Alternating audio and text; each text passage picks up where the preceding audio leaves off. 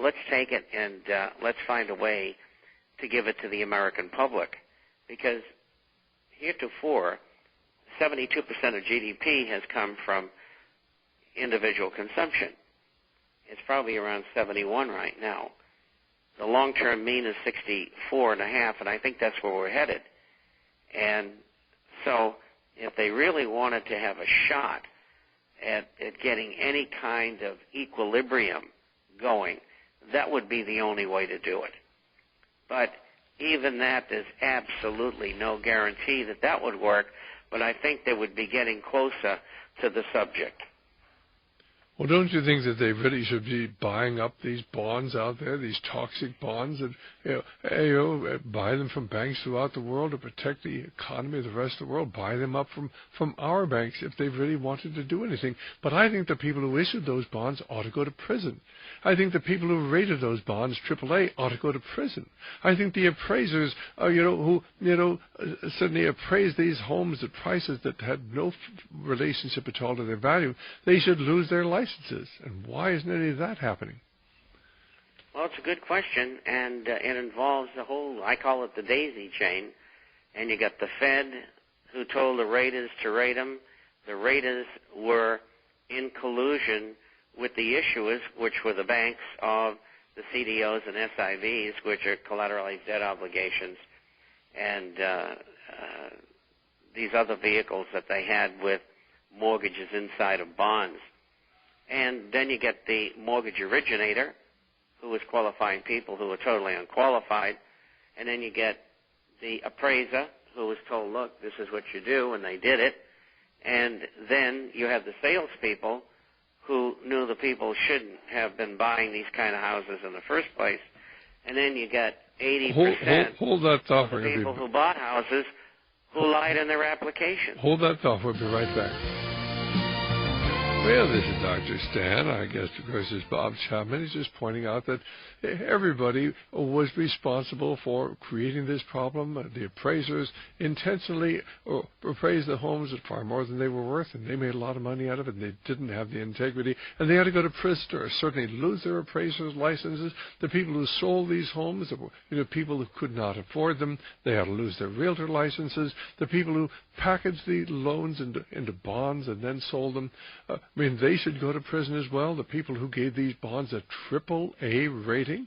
And then, of course, the banks, of course, have wrote the insurance policies. They call them derivatives, the insurance policies on the bonds that of course, they knew they were going to default on them. They ought to be allowed to go bankrupt. And the people who did it, the fraudulent people who did it, ought to go to prison. And nobody's going to prison because this is just what they wanted. They wanted to bring down our economy and the economy of the world, because that's how they hope to take us into the one world government.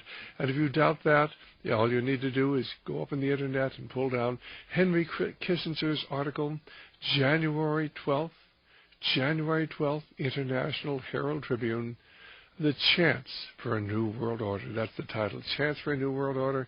Henry Kissinger, International Herald Tribune. If you can't find it, you get anything from us, we'll be glad to send you a copy. Understand, he lays it out, this horror that is destroying the lives of people. This is an opportunity. Well, let's go to Ian, who's calling us from Florida. Hi, Ian. How are you hearing us? Are you hearing us on shortwave or Internet? Well, good evening. I'm listening to you on the Internet. All right, you go right ahead. Do you have a question or comment? Yes. I've got an observation, a bit of a question. First of all, I in Rhodesia and in South Africa, I remember hearing that they said, well, it can never happen here. Right.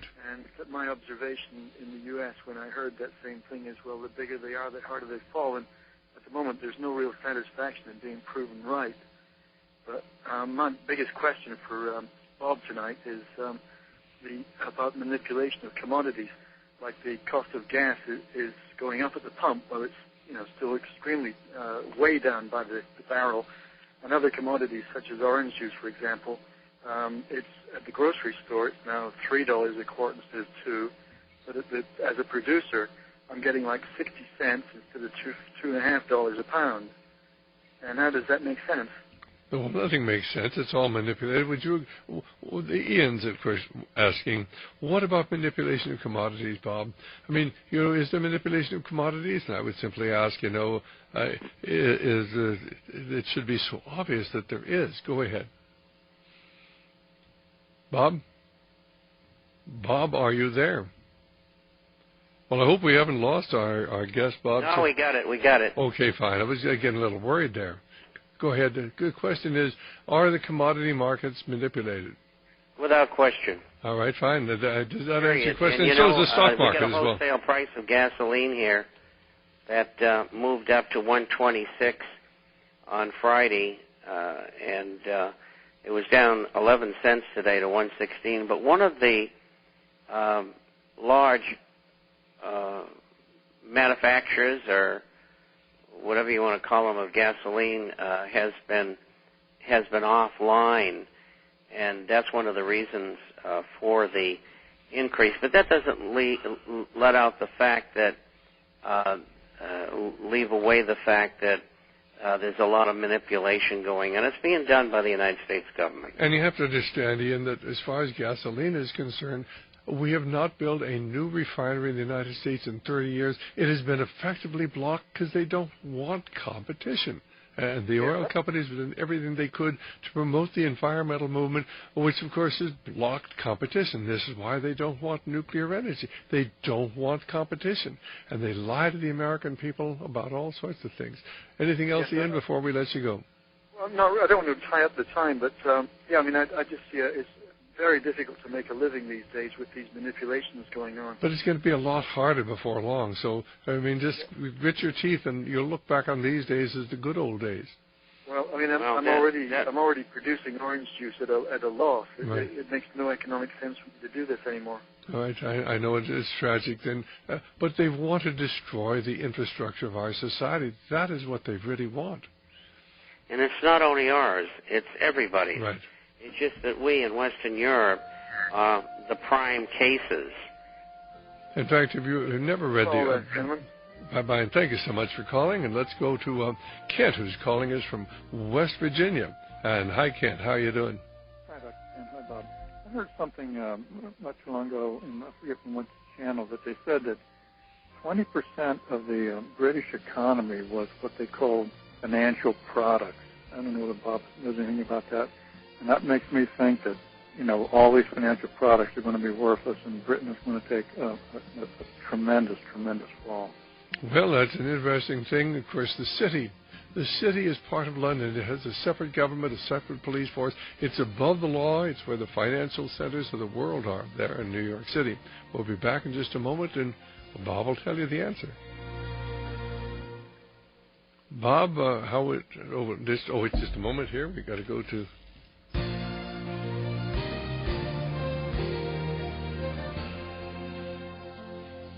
Well, this is Dr. Stan. Go ahead there, Bob. What was your thought? The figure that the gentleman quoted, 20%, is correct. And the City of London is in serious trouble. And so is the British economy.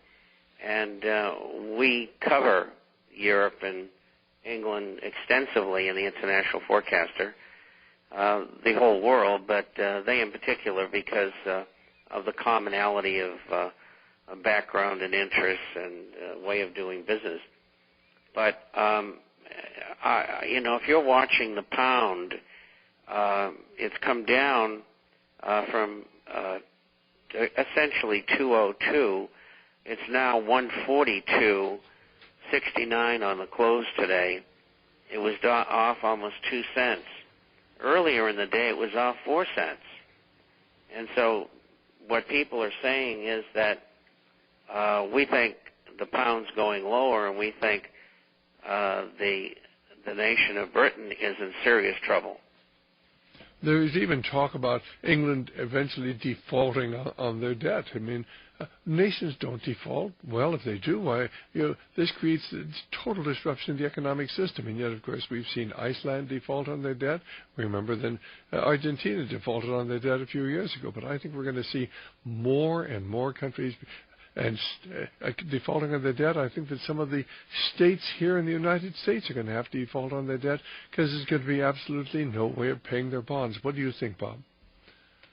I think that what has been planned is that when we get to the point where deflation finally takes over, it's been suppressed for 5 years now, and it will continue to be suppressed until they can't suppress it anymore by creating money and credit.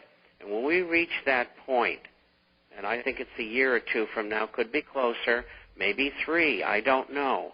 Nobody does. But when they reach that point, all of the nations, I believe, are simultaneously going to step in and devalue and default.